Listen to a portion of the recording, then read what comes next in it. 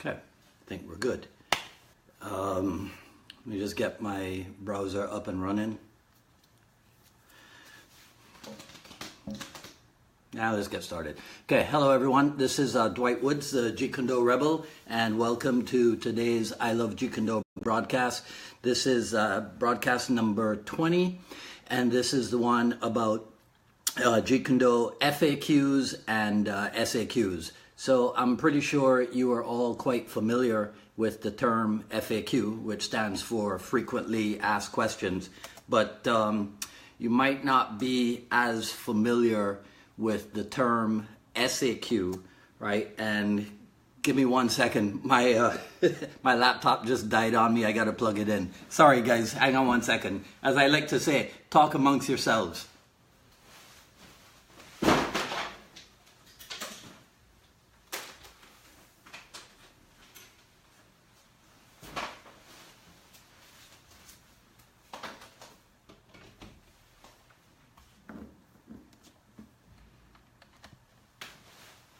Okay, sorry about that. I was so intent today on being Mr. Professional and and not having a whole lot of stuff go wrong, because one of the things that I discovered is that the broadcast is becoming more and more popular, better known, and so every week we have a greater number of people signing in and attending the live broadcast. And so today is hardly the day on which, excuse me, today is hardly the day on which I want or need my laptop to die on me, right? So, but that should be taken care of. So the whole SAQ, the should ask questions, that's something that I was introduced to back in the days of, when I was running my school and studying sales and marketing. And so the SAQs are questions that people should be asking about your product or your service if they knew a lot about it and they knew the questions to ask, right? But usually we deal with people who ask the same questions over and over again, and that's where we got the element known as the FAQ. Oh, let me do the t-shirt thing. Pretty cool. This is actually one of my favorites, right? So, probably for me personally, one of the most frequently asked one of the most frequently asked questions that I come across is this whole idea about, could Bruce Lee beat, so-and-so top UFC fighter in his prime, right?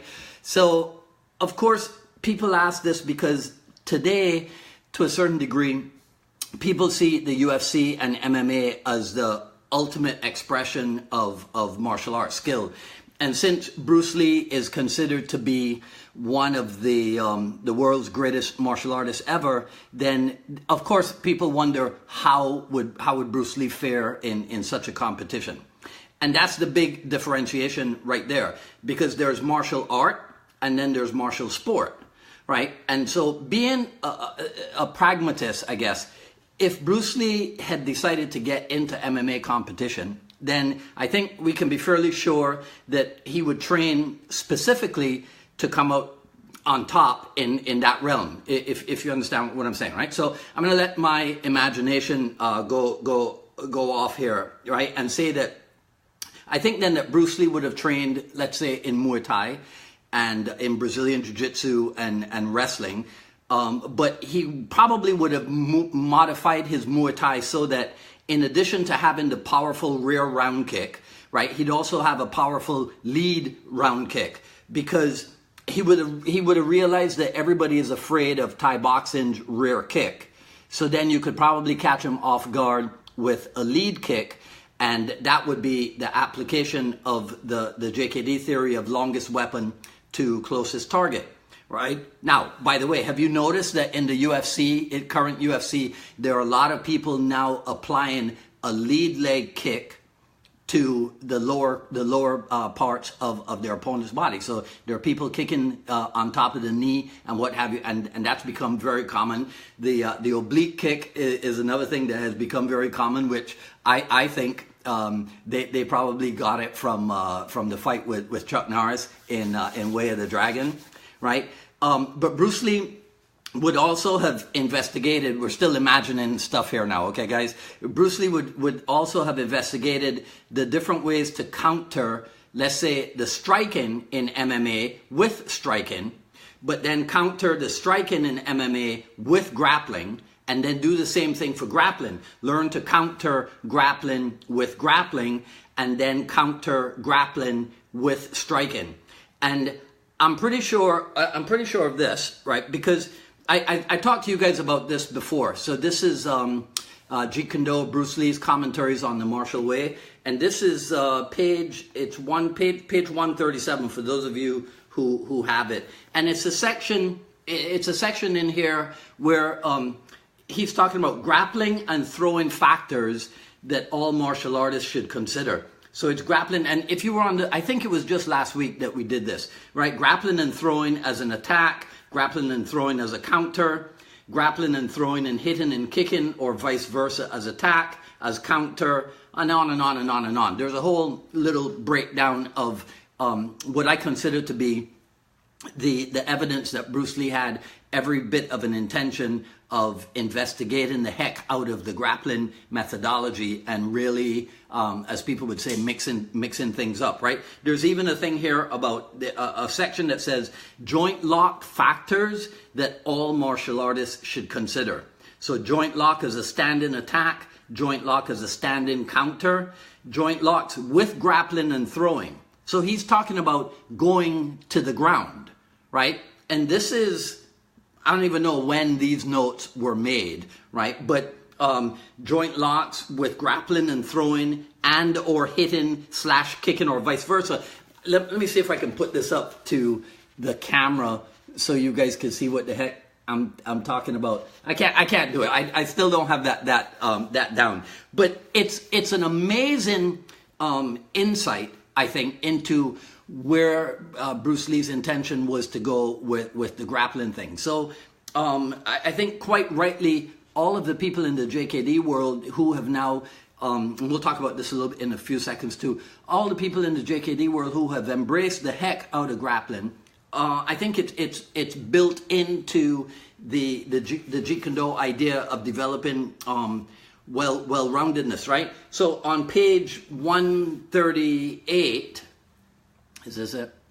I'm gonna get this down one of these days, guys, without knocking over the camera, right? It says ground lock factors that all martial artists should consider: ground subduing with hitting and kicking or grappling and throwing, and the whole stuff as an attack or as a counter, right? And then countering ground locks and subduing, right? Then there's stuff on wrestling notes and what have you. So there's okay, let me interrupt for a second here. So Ryan, no, this is not the Tao. This is Bruce Lee's. This one I can do. Bruce Lee's Jeet Kune Do commentaries on the martial way. So what this is, Ryan, is, let's call it, for lack of a different expression, let's call it a follow-up to the Tao of Jeet Kune Do, right? Because the Tao, which is what, 1977, I think, that was when Linda Lee gave Gilbert Johnson access to some of Bruce Lee's notes, and then with the aid of people like Dan Inosanto and Ted Wong and other people from the JKD world at that time, they were able to bring the Tao into book form. But then many years later, during the time of the Jeet Kune Do nucleus, then John Little was given even more access, greater access to Bruce Lee's notes, and then he developed his entire series of books. We probably, I think, in the last four broadcasts, we have referenced that book, right? Because there, everybody has like their favorite Bruce Lee books and what have you. And I always recommend to people that they go beyond the Tao, because the Tao it's a landmark tome, but it's not all that there is in terms of gaining access to Bruce Lee's, let's call it Bruce Lee's mind, right? So you have to go past the Tao of Jeet Kune Do at some point, right? So to get back to the question of Bruce Lee in the UFC, right? I think it's safe to assume that, because we're still doing imaginary stuff, right? It's safe to assume that he would have spent more time with people like Jean LaBelle, and I'm sure that he and Dan Inosanto, you know, sometimes I say that if you want to get an idea, even though their personalities are completely different, and of course they're completely different people, but what Dan Inosanto and Bruce Lee had in common was this insatiable curiosity and insatiable appetite for martial art research, right? So I sometimes say that if you want an idea, maybe not the identical path, but if you want an idea of how Bruce Lee might have evolved, then take a look at Dan Inosanto. And you know, so in my imaginary world, Bruce Lee and Dan Inosanto would have worked out with the Gracies and the Machados, just like in his lifetime, Bruce Lee worked out with Joe Louis and Chuck Norris and Mike Stone and Louis Delgado, because those guys were the top fighters at the time, right? So I think that following that rationale, if the Brazilian Jiu-Jitsu and the MMA people are the top fighters at that time, I think that Bruce Lee would have associated with them, and probably there would have been benefit, you know, from either direction. So in final analysis, in answer to that question, how would Bruce Lee fare in the UFC? I think he would have done really well in his weight class. And I don't know if he would have gone on to be a professional fighter, because that was never really his thing. But I think that whether he won or not, he probably would have gone on to still make great martial art movies, right? Okay, so FAQ number 2, question number 2, frequently asked question number 2. And this is sometimes voiced differently, right? But I chose this one. Would Bruce Lee be happy with the way Dan Inosanto has evolved Jeet Kune Do, right? So I don't think that it's correct to say that Dan Inosanto has evolved Jeet Kune Do, right? The evolution of Jeet Kune Do is a thing that takes place organically, right? On its own, and everybody's experience of Jeet Kune Do is going to be a little bit different. There will be commonalities and similarities because there is one Jeet Kune Do, even though it's expressed in different languages, and you'll see in a few minutes where I got that from, right? But this is a tricky one, because I think Sifu Inosanto has gone down two paths. Well, one of which is entirely visible, and then the other one which is perhaps not as visible, right? So back in the early days, like in the Chinatown School, right? And maybe to a certain degree, even in his own backyard. So if you know the history, the Chinatown School, I think, was opened up in '68 or something, and it operated for a couple of years. And then in 1970, when Cedro Bruce went off to Hong Kong, he told Sifu Dan to close the Chinatown School and then take like the most dedicated people to his backyard and train them there, right? So I think that in the Chinatown School for sure, and then possibly to a certain degree in the backyard, Sifu Dan may have kept closer to the Jeet Kune Do curriculum as was set by Bruce Lee. But then I think where things changed, right? And this is something that will be up for debate, right? But I think that where things change is when the seminar circuit came along, and he had to change things up, as they say. And that's where the idea of showing the concepts of Jeet Kune Do by using other arts came along. So would Bruce Lee have been happy with this approach? I'm going to go out on a limb. I don't think that approach would have been necessary if Bruce Lee had lived. I don't see how Bruce Lee would have become a seminar instructor. And that's why I say that the evolution of Jeet Kune Do is going to be different for the different practitioners of Jeet Kune Do, right? Even though there are going to be commonalities and similarities, right? I can see, well, let's do some imaginary stuff again, right? So I can see a world in which Dan Inosanto continued to teach while Bruce Lee was off making movies, right? But then when Bruce Lee would come back to Los Angeles from being somewhere in the world making a movie, then the two of them would get together and Inasano they would collaborate like they did, right? And Inasano would, perhaps he would share more of his discoveries in Filipino Kali, right? Maybe even showing him what he's been getting from the Machados in Brazilian Jiu-Jitsu and what have you, right? So don't give me no grief. This is just Dwight Woods imagining stuff, all right? I think it's really cool, and in preparing for these broadcasts, even though it might not look like if I spend time working on them, I go back to a lot of my old Jeet Kune Do material, because like my senior Cass Magda has told me, Jeet Kune Do is such a transcendent art, and sometimes we don't realize that. This is me paraphrasing what Cass has said, right? Sometimes we don't realize that in the old days there was perhaps a little bit more truth, and there was perhaps a little bit more accuracy in the way that people spoke about Jeet Kune Do, right? So I go back to the old material because you can find some gems of knowledge and information. And I think that Sifu Inasano, quite like Bruce Lee, was ahead of his time, because he wrote, I think it's in here. This is the Art and Philosophy book. Let me see if I think it's here. Page 151, right? He says, where is it? Those of us who have elected to teach certain phases of Jeet Kune Do try to do so with as little fanfare as possible, which means that each prospective student is screened very carefully. See, that's 1970 something. You see, so that's before the modern era of the seminar circuit. I think on the seminar circuit, things had to change, because now people were being exposed. More people were being exposed to the phases of Jeet Kune Do.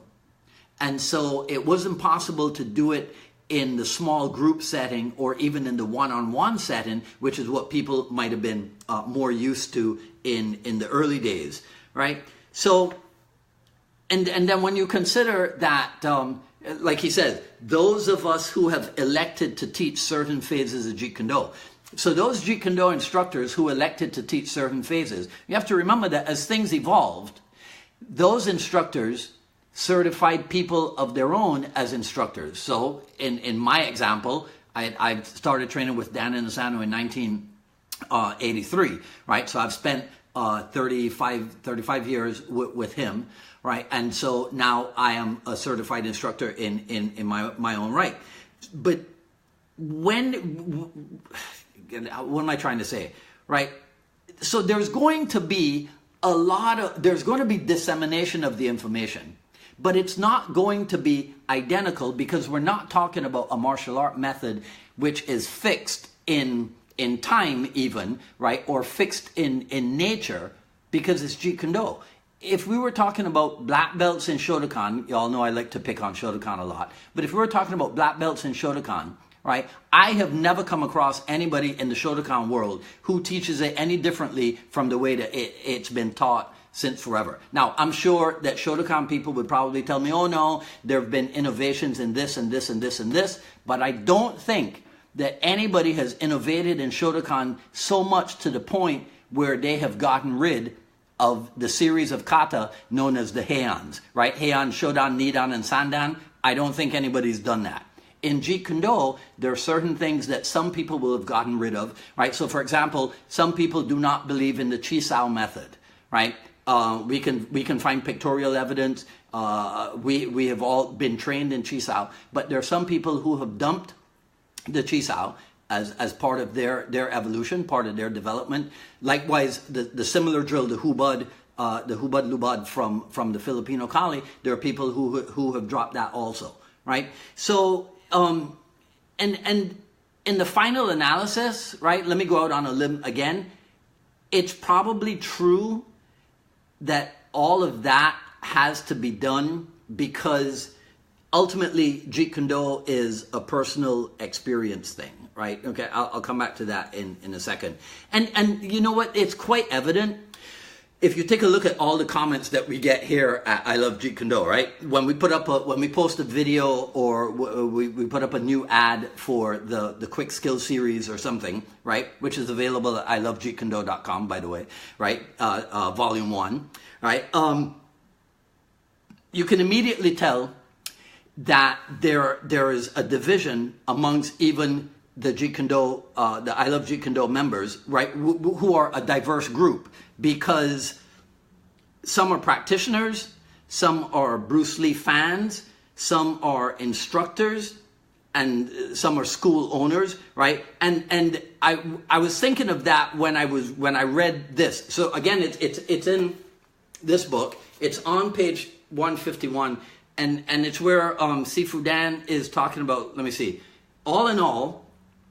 Let's see, he says, all in all, though, written literature and limited instruction, no matter how competent, are not enough to ensure the continued evolution of Jeet Kune Do. So remember, right? So even though this book, my copy here is copyrighted 1980, apparently this book was actually released in 1976. This is what I've been told by authorities in Jeet Kune Do, right? So let me read it to you again. All in all, though, written literature and limited instruction, no matter how competent, are not enough to ensure the continued evolution of Jeet Kune Do, right?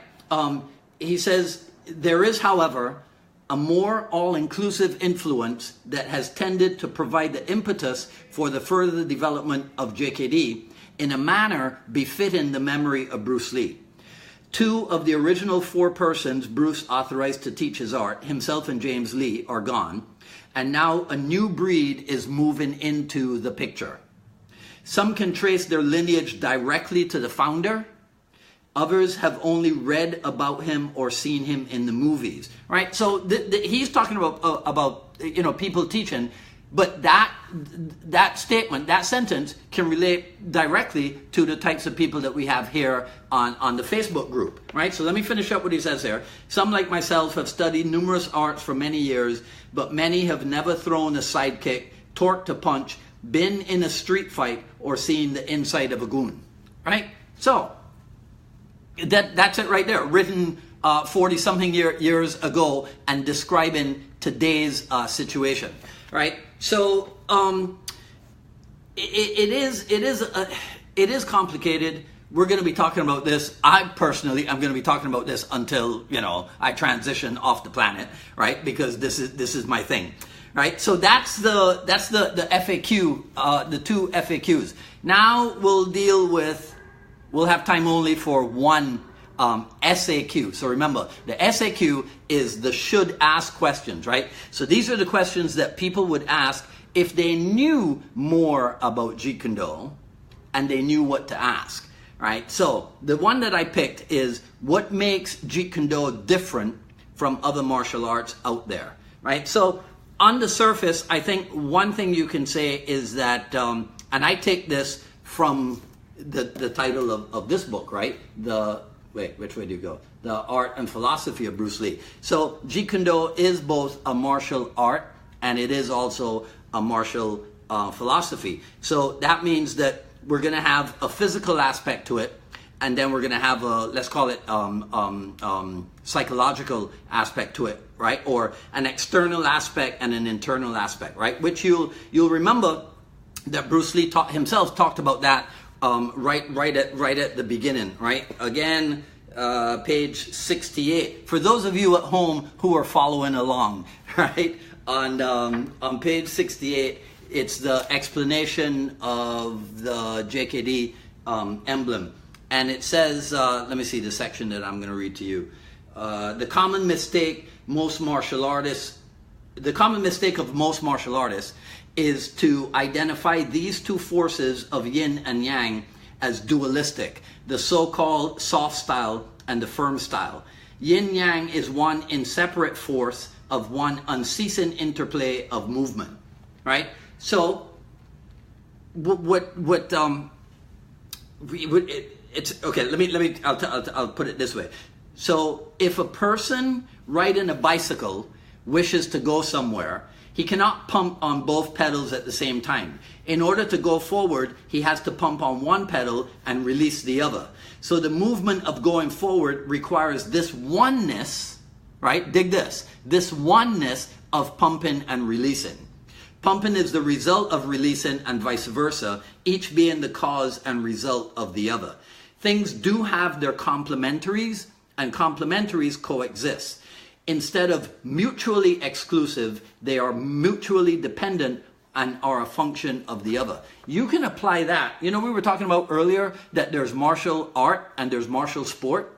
Well, obviously these two are going to be complementary with an E and complementary with an I at some point, right? Because they are connected to each other. Striking and grappling are complements of each other in the martial art world, right? So you're always going to have these ideas, and because this is a thing about free-flowing ideas, there's always going to be discussion and debate, and there's always going to be disagreement, right? And that's why I've said in other broadcasts that that Jeet Kune Do is probably one of the world's greatest democratic experiments, right? Along with the creation of the United States of America, right? Because we have to be willing. So I, as a Jeet Kune Do instructor, I have to be willing to entertain the opinions of people who might not even agree with me, right? So as I look through the list of people who are on here, right? So Kenny Malden is on here. Sean Foon is on here. Sean, I think, is connected to a guy that I admire greatly, David Cheng of I almost said the South Beach. It's not South Beach. David Cheng, South Bay, Jeet Kune Do, I think it is. Forgive me, Sean, if I messed that up, because I'm from Miami, and so we talk about South Beach all the time, right? But David Cheng is a guy whose work I have watched a lot, right? And we have very similar backgrounds, I think, because David's instructor is Chris Kent, and Chris Kent is one of my immediate seniors in JKD. Anyhow, so we're not supposed to be talking about. We're supposed to be talking about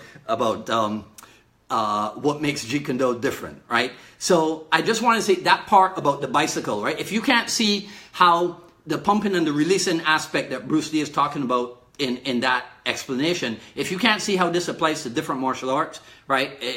Like in Brazilian Jiu-Jitsu, for example, or maybe even in Filipino Kali, then you're kind of missing the point. Because JKD is about, partially about the,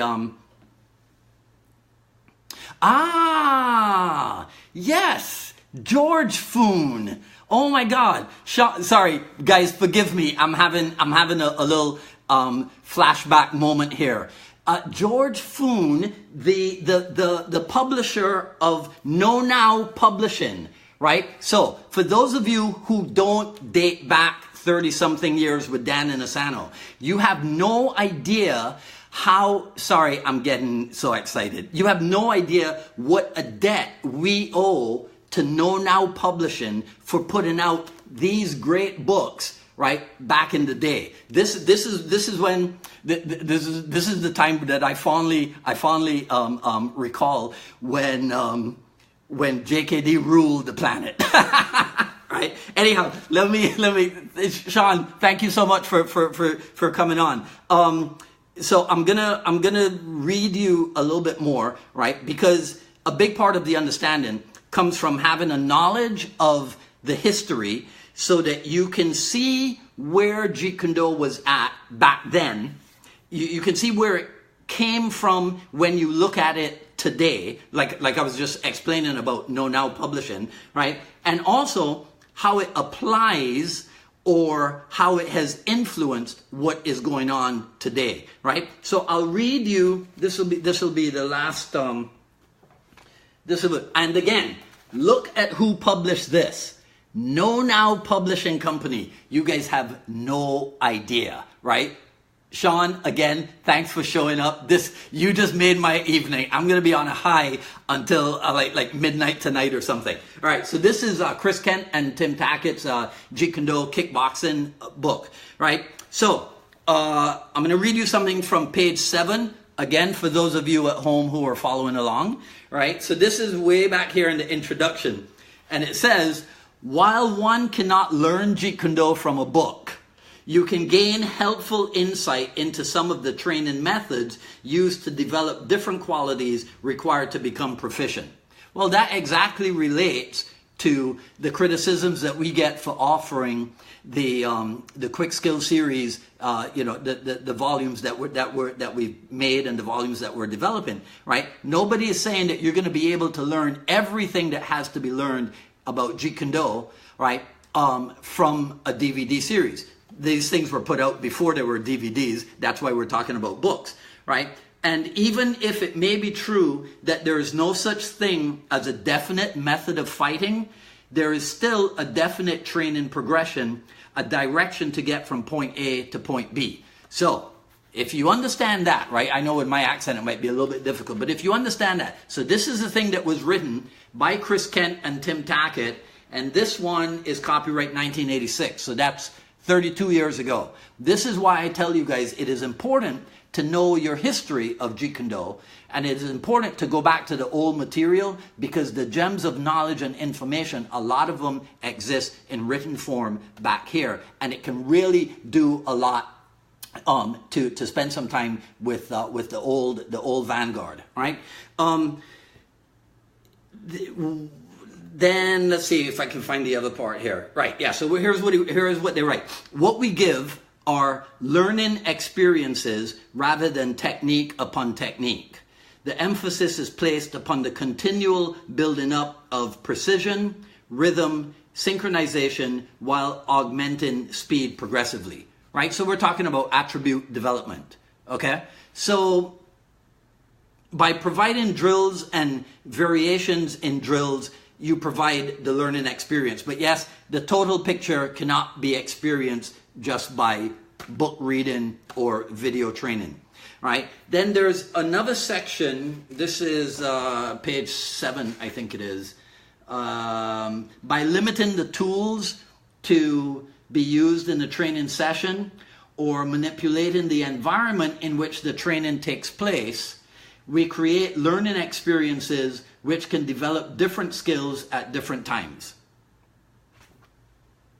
Well, geez, right? I mean, come on. That says it all, right? Let me read it again. By limiting the tools to be used in a training session or manipulating the environment in which the training takes place, we create learning experiences which can develop different skills at different times. One is limited only by one's own imagination in creating the different learning situations, right? So that's in the introduction, right? So I'll finish up today because we're going a little bit over time. I'll read you from the history section, right? I think, yeah. So let's see. As in athletics, to comprehend what a martial artist does, to appreciate how he pursues his art, you must understand the art. You must speak the language, right? So that could very easily relate to the phenomenon, let's say, of Brazilian Jiu-Jitsu, right? In order to understand the Brazilian Jiu-Jitsu athlete, right, you've got to experience the art yourself. Right, so before 93 and UFC 1 and the explosion of BJJ, the Jeet Kune Do clan was already doing that. The Jeet Kune Do clan was trying to understand the Muay Thai athlete. Let's call them athletes, right? We'll call them martial artists, right? So they were trying to understand Muay Thai as a martial art. We're trying to understand boxing as a martial art. And Bruce Lee in his time before the modern JKD era, right? The Pencak Silat, the Filipino Kali. Sorry about that. I forgot to turn off my do not disturb, and a phone call came in. So let me read this stuff quickly so that doesn't happen again, and I don't mess you guys up. So here's what it says. That is why Jeet Kune Do has remained a mystery so long to so many people. It is one art, but it expresses itself in many languages. You dig that? It is one art, but it expresses itself in many languages. To know it, you must study it and observe it, not for weeks or for months, but every day for years. Even with knowledge and training, more is required. Maturity and a deep comprehension of combative principles are necessary. If you guys don't have this book, this cover obviously is the original '86 cover, but I'm pretty sure that that Unique Publications they have the current updated edition. But I'm pretty sure that all this stuff is still written in there, right? So what is so time consuming is not so much the mastering of each of the individual elements involved, but understanding and embracing the total concept. It must be understood, it must dictate the plan for training and permeate every hour of the martial artist study. Now, Chris Kent, if you guys know a little bit about Chris, I think Chris was 16 years old when he started harassing Dan Inosanto to let him join the Backyard Group. Right, so I think that I mean, I don't know exactly whose words these are, but when I think about what I know about Chris Kent, and then I read something like permeate every hour of the martial artist study, right, I can see how intense a kid at 16 years old he must have been, right? I will read 2 more sections and then we got to go, right? In a time of narrowing expertise and specialization, the JKD practitioner is the super all-rounder, right? A martial artist whose speciality is the overall picture.